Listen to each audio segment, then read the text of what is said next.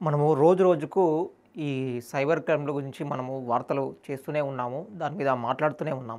కానీ మళ్ళీ ఒకసారి అక్షయ్ కుమార్ వాళ్ళ కూతురు ఎవరైతే ఉన్నారో ఆన్‌లైన్ గేమ్ ఆడుతూ ఉంటే అంటే సైబర్ నేరగాళ్ళు దాంట్లోకి చొరబడి ఆమెని న్యూడ్ ఫోటోలు పంపిమని చెప్పేసి కూడా అడిగారంట.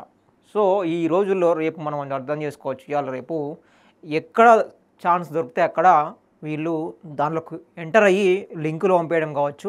ఎట్లా వీళ్ళని దొరకకుండా డబ్బులు లింకులు పంపించేసి వాళ్ళని హ్యాక్ చేసేసి వాళ్ళని అడగడం కావచ్చు. వాళ్ళ డబ్బుల్ని అకౌంట్‌లో నుంచి ఎలా రాబట్టుకోవాలని చెప్పేసి వాళ్ళ పై ఎత్తులకు ఎత్తులు వేసి వాళ్ళ సైబర్ క్రైమ్ వాళ్ళు ఎవరైతే ఉంటారో సైబర్ క్రైమ్ నేరగాళ్ళు ఎవరైతే ఉంటారో రోజు రోజుకు వాళ్ళ పంతాలు మార్చుకుంటూ ఈ విధంగా నేరాలకు పాల్పడుతూ ఉన్నారు.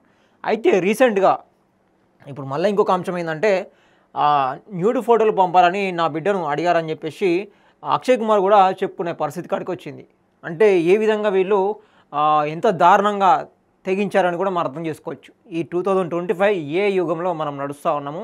ఎంత ఏఐ వచ్చినా టెక్నాలజీ పెరుగుతూ ఉన్నా రోజు రోజుకు అప్డేట్లు అవుతూ ఉన్నా కూడా వెబ్‌సైట్‌లో అప్డేట్ చేస్తూ ఉన్నా కూడా ఏదైతే ఈ ఎక్కువ యూజర్లు దేని మీద స్పెండ్ చేస్తూ ఉన్నారో టైం కావచ్చు, యూత్ కావచ్చు, అదేవిధంగా ఆన్‌లైన్ యాప్స్ మీద కావచ్చు, ఈ స్ట్రీమింగ్ మీద కావచ్చు, అదేవిధంగా ఫిల్మ్ వెబ్‌సైట్‌లు కావచ్చు, ఇట్లాంటి అన్ని వెబ్‌సైట్